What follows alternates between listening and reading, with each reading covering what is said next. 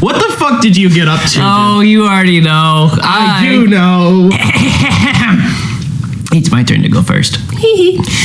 Clair Obscur Expedition 33 was developed by Sandfall Interactive and produced by Kepler Interactive. Sandfall's CEO and creative director and the other guy, the lead programmer, both left Ubisoft in 2019-ish to start their own company, being Sandfall. Sandfall is made up of about 30 people, with Expedition 33 being their first game. Matt Murdock is in this game. This is why a lot of people were grumbling and moaning because Expedition 33 shouldn't be an indie game because they're ex-Ubisoft, whatever. There's a lot of people grumbling because this game is so good. They gotta find some reason to hate it. That is true. That, to be fair, the like categorization of like AAA and indie is like a really weird line. Yeah. It's like, is it how long they've been around? Is it like what their history is? Or is it like how much money they have? Like, one guy made this game. That should be the indie thing. I mean, more like it's the capped at 5 people. 5 people made this game. I guess my general ballpark would probably be like under 100 would be like generally indie. Well, this counts then. Yeah. Oh yeah. Expedition 33 was released on April 24th, 2025 for the PlayStation 5, Xbox Series and PC. It currently has a 92 on Metacritic with a 9.6 user review. At the Game Awards on December 11th of this year, the game won Best Game Direction, Best Art Direction, Best Narrative, Best Score. It went to Lorien Testard. Best Vocal Performance, which went to Jennifer English. Best Independent Game, Best Debut Indie, Best RPG, and Game of the Year, breaking the record for most awards won by a game at the Game Awards, being 9. Yeah, damn. What was the last one? It's probably Baldur's Gate 3. I think so, and it won 8. Yeah, that makes sense. Sounds about right. Another thing that this game has started, like, as a good conversation is, like, a lot of people have been, like, from the game have been making the point that, like, best performance shouldn't just be the vocal performer. It should be, like, the mocap and, like, the whole group that went into that character. Yeah. So that's been a really good thing, too. Yeah. Since these wins, the Indie Game Awards gave best game... Since these wins, the Indie Game Awards, which is different, gave the game Best Debut and Game of the Year, but then revoked them 2 days later when they seemingly remembered that when the game released, a couple textures were discovered to have been AI generated. They were used as placeholders and forgotten about. These textures were promptly patched out and replaced by real textures. The CEO has since done a few interviews saying that they tried toying with the AI back when the company started in like 19-ish, when AI was becoming big, didn't like it, and that they want their games to be made by humans through and through. He strongly disavowed anything like AI voice acting. This all happened because they were dabbling with using AI as placeholders, testing if AI could help the process. All this only worsened the AI discourse online, so that's nice. Love that. Love that for us. Moving on to story. At Grok, is this true? Heil Hitler. Mecha Hitler 88. Stop outsourcing your thinking to chatbots, you fucking retards. This is why I don't want to go to college. It was only Hitler because it was Grok. If you asked ChatGPT, it would just, I don't know, tell you you're pretty. That's true. It would loop you into psychosis, and then you'd kill your parents because you're a fucking child. Chat, is this true? I don't know. You should kill yourself. Okay. Dude, that's actually been like bugging me. The change from the stupid referring to chat in real life, like fourth person pronoun discovered, immediately becoming an AI thing now is bugging the fuck out. Okay, good. I'm not tripping. No, I thought that was like streamer brain. It was, and it was funny because then people started doing it in real life, and it's like, haha, funny. You watch too many streams, dude. And now it's like, now it just means asking the chatbot stuff, and it's like, you fucking no. We're surrounded by dumb people. Dude, Some would even say retards. I am genuinely, like, I think in like 5 to 10 years, we're going to have 2 classes of people in like life, you know, in like the like developed world of like barely human, like retards, like willingly pigeonholing their brains into a rock. Humans, and then you're going to have actual humans. You mean humans from WALL-E? Worse than that. It's already worse than that. They weren't. They at least were watching real movies in their face. Okay, Grandpa, let's get you to bed. No! This is important! We're losing our fucking humanity! We're giving it away! The point of this... This is important to me. What did we learn from this episode of Dime Gaming Bros, kids? AI bad. That's most of our episodes. It probably comes up every other one. Moving on to story. If I recap the story, my script would look like the released Epstein files.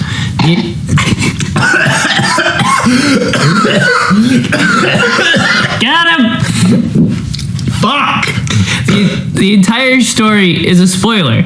There would be more censored than visible. Jesus Christ, Jacob. That was good. Thank you. That was icky. I encourage anyone remotely interested in this game to go into it completely blind. This is just his way of not letting me know things. You exist to spite me. Every episode, I try to get you to choke on your drink of some sort. And I'm always so pleased when it succeeds. I got a sensitive gag reflex, man, okay? It's the nicotine's destroyed my throat.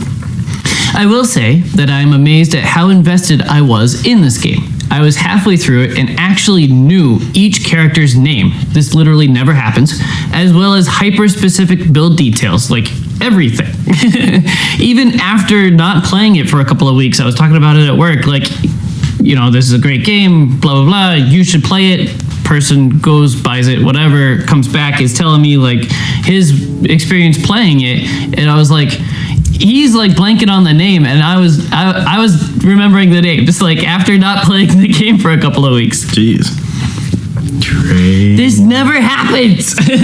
That is true. Yeah, most of our conversations about things that we both very much so like. You're like, the guy with the brown hair and the blue eyes. Fucking John Halo. Yeah, John Halo. Yeah. In between levels, you can set up camp and upgrade equipment and check in with everyone in the party. There was a friendship level, and I don't think that was used as much as it probably could have been.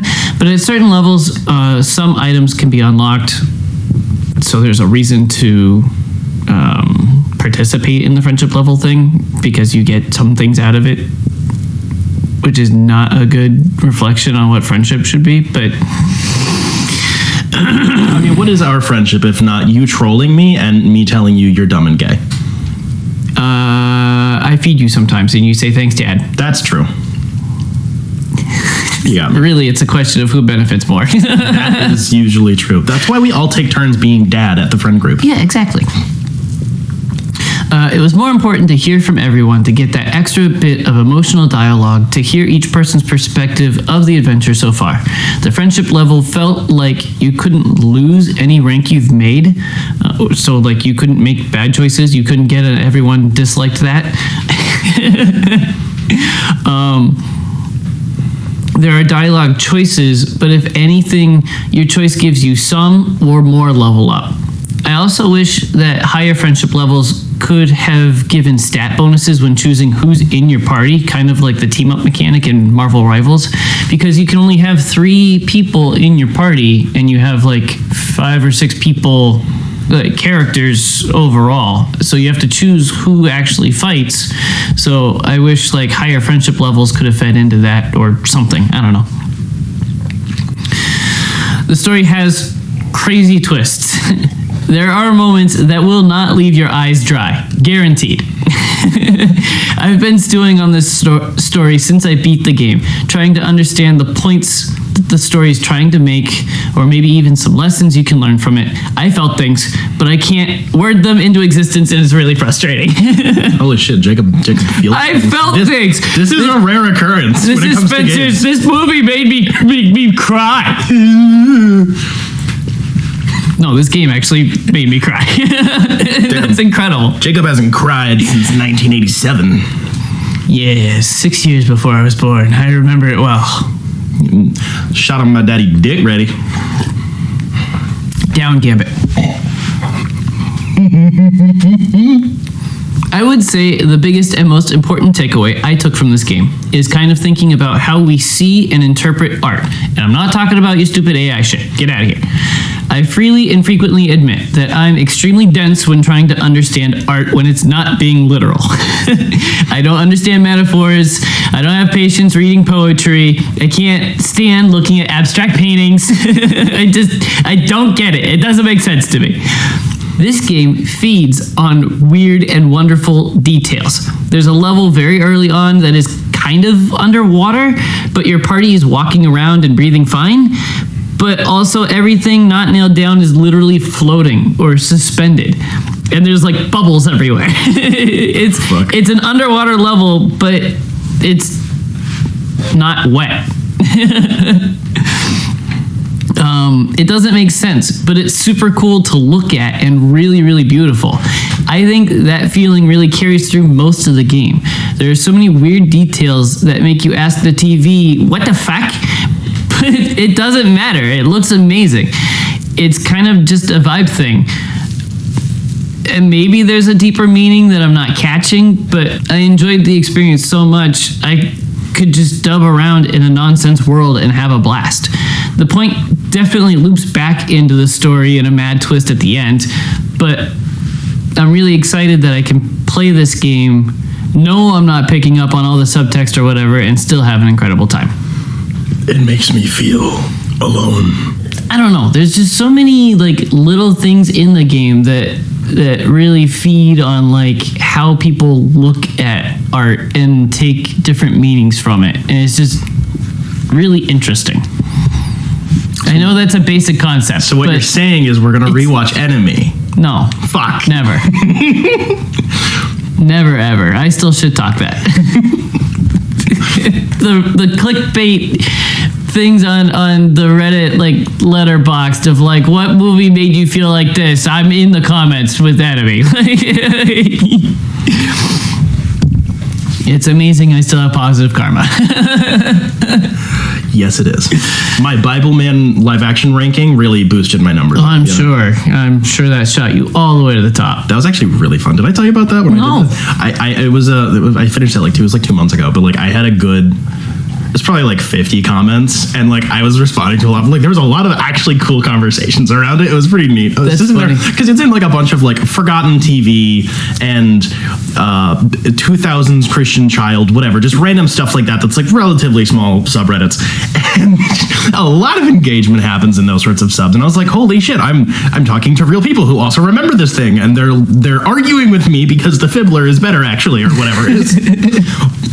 There are real people on the internet sometimes. It's not all fake. It is mostly dead, though. Yeah. But like sometimes it's like going to Silent Hill. Like every once in a while, there is actually a real person there, but like most of them aren't. You know? Moving on to visuals, this game is stunning. It looks so good.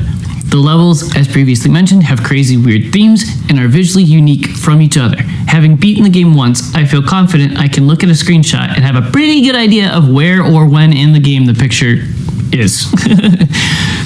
Throughout the game, there are fun distractions like platforming challenges or fighting the merchants for a discount. They like it.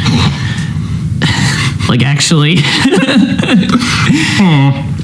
Some rewards for these different interactions are different hairstyles and outfits for all the characters in your party.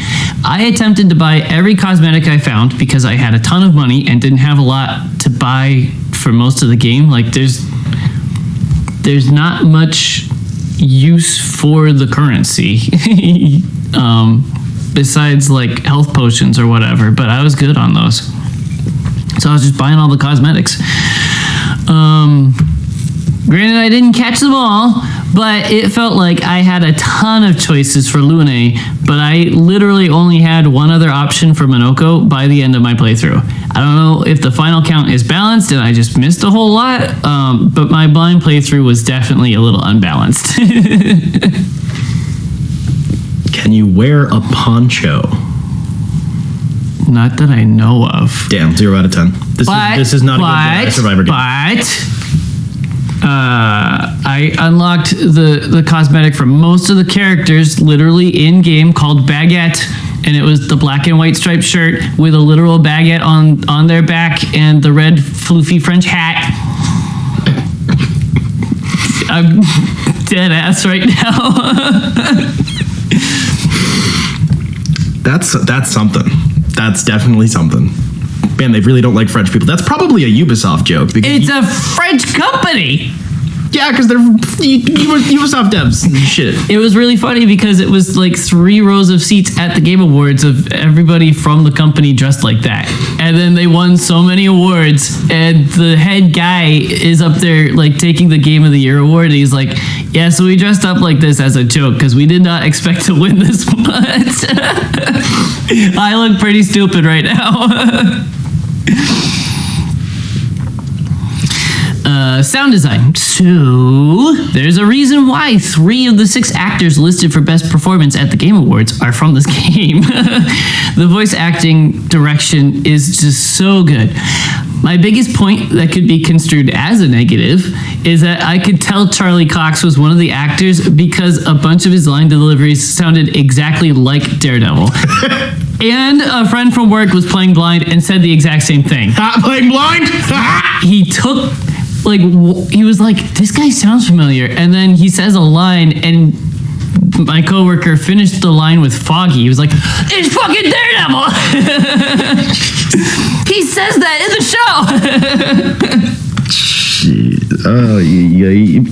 show. Forgive this man, Father. He's oh, shut the fuck up. You're gonna do the same thing. Yeah.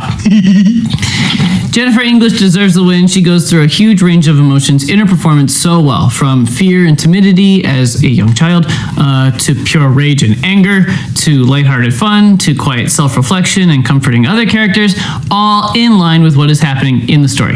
Very good. The music in this game is absolutely incredible. I was telling friends that aren't gamers to listen to this soundtrack at their office job, and they love it. The tunes are sticky in the best way possible. When I wasn't playing the game, I was thinking about playing the game and humming the songs, as in several different songs, not just one good theme song or whatever. There's one song specifically that plays every time you are in the overworld map. There's a high note in that song that the lady sings, and I was straining myself to even be able to whistle along with it. I can't. A lot of the lyrics are in French, and I was singing along. I was at least trying to. I don't know French, but I was doing the syllables that I could understand. I was looking at the OST online, and I was... While I was playing, it hasn't released yet, and there are 2 versions of the vinyl, a 2-record release or a 6-record release. It'll be here in February when they print it. Me getting the Rings of Power Season 1 10-disc box. Seriously. What do you mean there's a trimmed down version? I don't want that shit. No. Combat sounds are great. You can hear each attack. You can hear each hit. Attacks have unique sound effects depending on, like, I don't know. Everybody can swing their sword at the bad guy, but, like, one character can summon a whole bunch of flaming arrows that make the bad guy into a pincushion, and you can hear all the arrows hit. Things like that. Characters would yell, no, wait. Wait, no, wait. The parry sound is very satisfying. Characters would yell out, parry it, to an attack that looked so big I didn't think parrying was even possible. Turns out parrying is always possible. So it doesn't have that annoying thing you've... No, it doesn't. It does it well. Imagine that. Look at that. And it doesn't even make sense in this game because it's humans, like, fighting God. So, like, you would think God has some unblockable attacks. But no, you can parry it. No. There is a sound effect that lets you know that an enemy has... Oh, yeah. All right, I didn't write that well. So, as you're running around different levels, it's kind of like Pokemon or any JRPG like that, where it's not exactly like a blind ambush system where you encounter an enemy. As you're running around the level, you can see enemies kind of moving around it, and you have to like walk up to them to start a battle. And it's not always like representative of how many enemies you're going to fight. Sometimes it's just like one dude walking around, and then you get into the fight and there's 3 of them. It's like, what? But they can spot you and you know, walk up to you to initiate a battle. So there's a sound effect that lets you know that an enemy has spotted you and is about to start a fight if he can get in range. And I think that sound effect is really important because this game would have been a lot scarier. I would have been looking over my shoulder a lot more if enemies just like walked up on you and started a battle. Like, no! So that's really Jacob is never finishing Outlast. No, nope, never going back. 5 minutes was too much. I'm gonna make you do it in VR. Only after you do Resident Evil 7 in VR. I'll think about it. Like, if I ever get a VR headset, I want to at least try it. Yeah, I at this point I've played through it enough times. I probably would try to play 7 in VR, but I would have felt like. All right. Now the rough part of my review, because I wrote down the bullet points and I didn't write down details. So moving on to gameplay. Oh boy. You have different levels that you can go into from an overworld. Think any old like Mario game, right? Yeah. Yahoo! Like I said, you can set up camp from the overworld.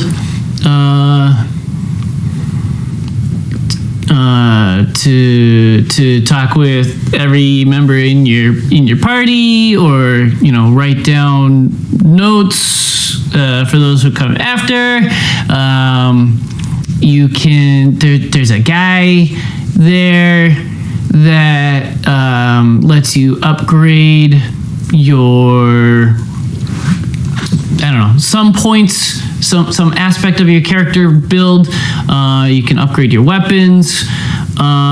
There's another guy there that has like lost children that you can find and return them to him in camp. You can the coolest feature of the whole game. Not really.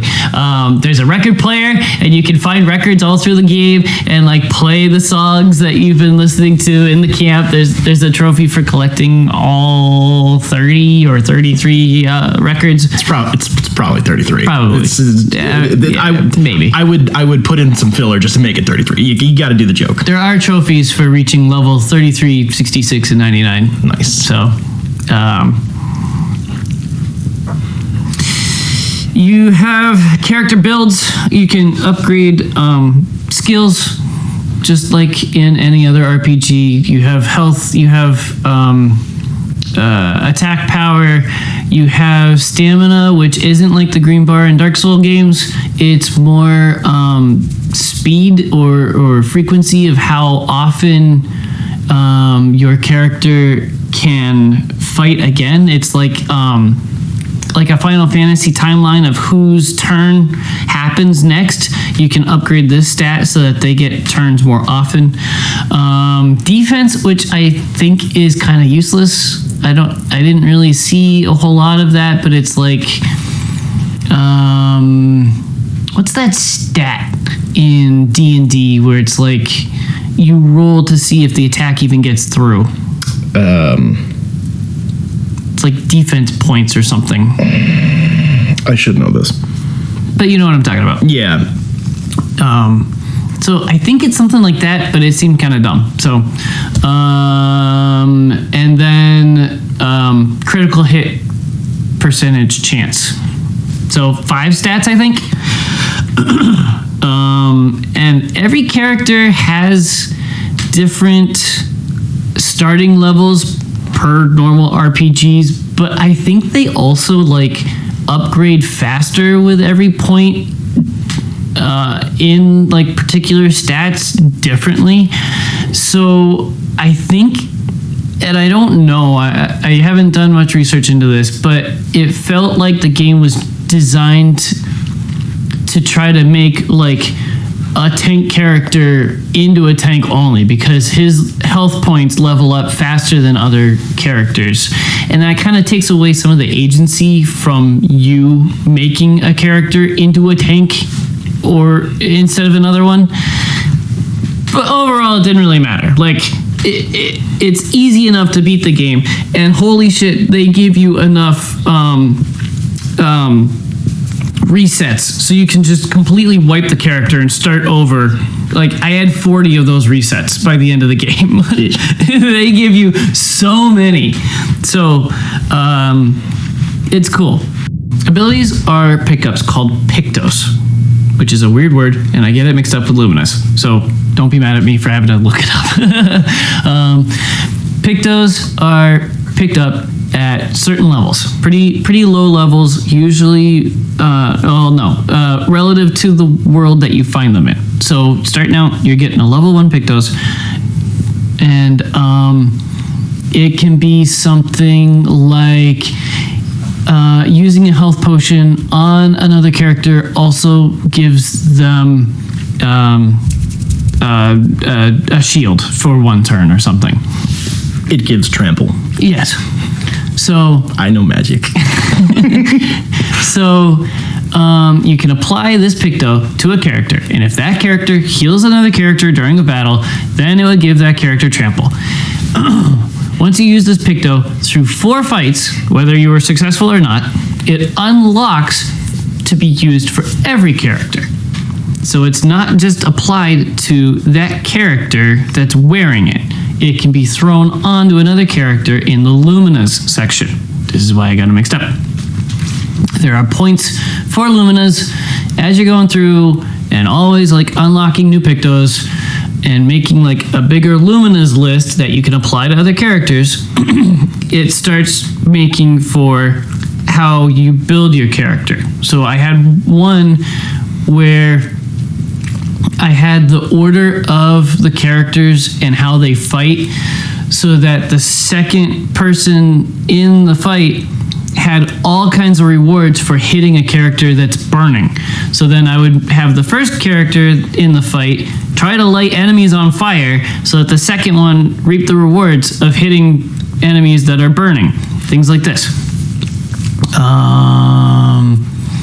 You could level up the Luminous points in the camp at the guy. That also upgrades your weapons. I've been told that there are a lot of broken builds. I didn't make it to the point where it felt broken, but I did have a pretty good setup going.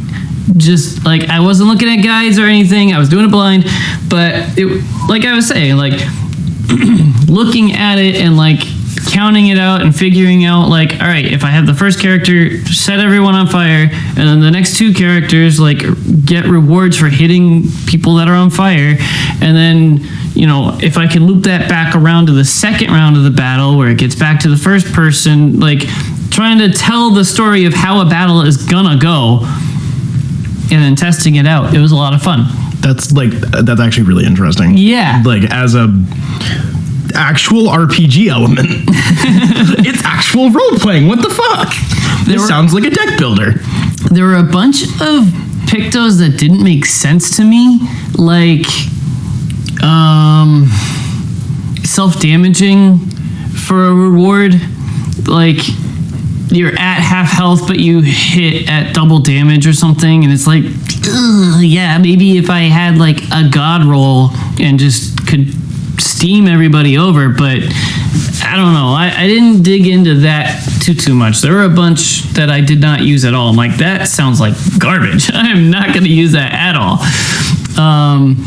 So yeah, there are some weird ones. And early and mid game, I was just always swapping out the Pictos, trying to level them up and make it so I could use them with every character. But by the end of the game, there were some that were just so expensive, it would take like 30 Lumina points to have it equipped to a different character, where it's like, that's not even worth it to me. I'm just going to have this lower level Picto equipped to that character for free, and then apply a bunch of other Luminas like in the list. So some jank in this system, but it's really, really cool. Weapons upgrade. Weapons deal elemental damage or not. Sometimes it's just physical damage. I didn't see... Sometimes I'd be playing and it would be like that element gets neutralized by this enemy, and so every time that character hit that enemy it was useless, so I would probably die and like have to restart and like change out the character weapon for something else to try to get through the level. And that's normal RPG stuff, I guess, but it didn't feel very well road signed sometimes, of like, oh yeah, actually that makes sense, the light wouldn't deal damage to the dark enemy or something. Like some of that where it's like, it should though, like what is happening? It felt like it should be explained better, but whatever, like you just restart from the most recent save point, which is very close by, change out the weapon, keep going, so whatever. This has turn-based combat, which is, I think, a big turnoff for a lot of people. Like, that's why people have been, that aren't in this game, kind of aren't willing to try it, is like, turn-based combat is scary and kind of boring. But the way I've been able to sell it is you can parry the attacks or dodge the attacks, and so you're engaged in the battle. It's not just like, all right, I'm gonna swing my sword and watch the animation, and then the enemy is gonna swing his sword and I'm gonna watch the animation, and oh shit, it's my turn again, I'm gonna swing my sword and watch the animation. You stay engaged through the whole battle and it's fun.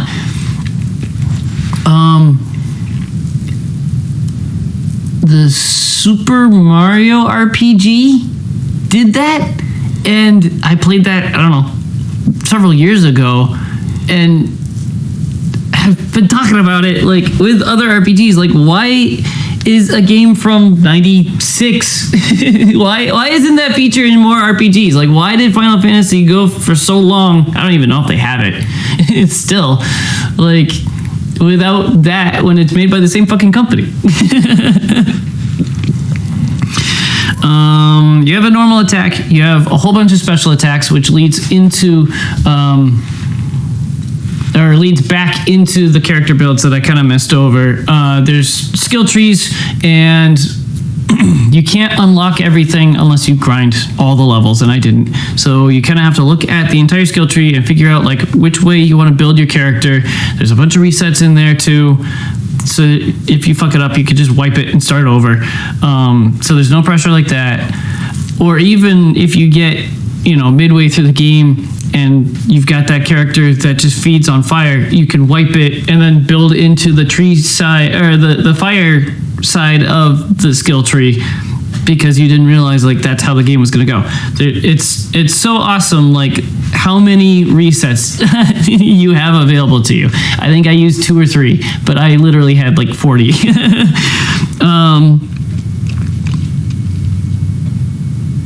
But yeah, you have 6 special attacks that you can choose out of the whole skill tree. So you are going to have a bunch that you don't even use, and you can swap them out and build your character that way, like pretty specifically. Like if there's one that you're not using and you're like, this is not a good inclusion in the build, you can just swap it for something else, and it's awesome. Obviously, the more higher powered ones cost more skill points or whatever, character points.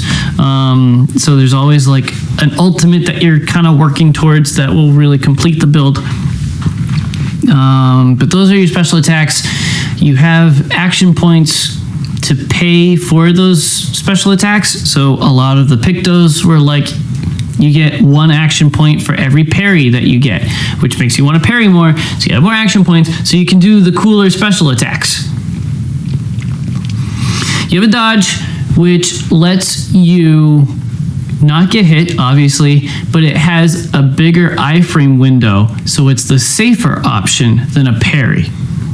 So if you suck at parrying, you can just dodge the attacks, but you're not going to get those action points and blah, blah, blah, blah, blah, blah, blah. Parry, you talked about, and a gradient parry and a gradient attack. This was kind of a late game inclusion. There's this, and also a jump. So there's a sign that an enemy is going to do like a swiping attack, and you have to jump over it, and if you do, that gives you a free counter attack.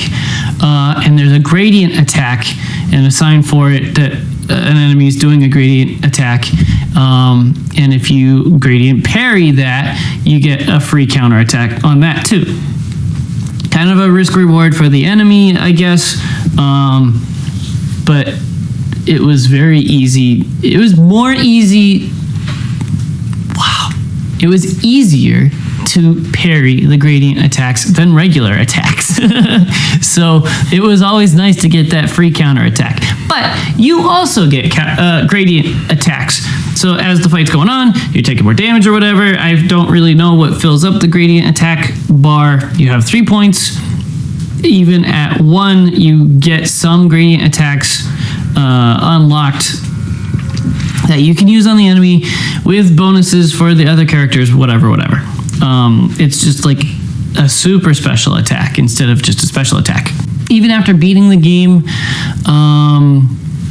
there are levels right when you start out that are all red and have danger like flashing red at you, like don't go in here. And you can go in there, but you're gonna get stomped. A lot of those levels were still flashing danger by the end of the game when the characters like turn to the camera and tell you, hey, this is your last chance. A lot of those levels were still red and flashing danger at me, and I still got stomped. So I don't know. I didn't 100% it, obviously. And apparently there's 2 endings, and they're both canon. I really love that. Why did they do that to me?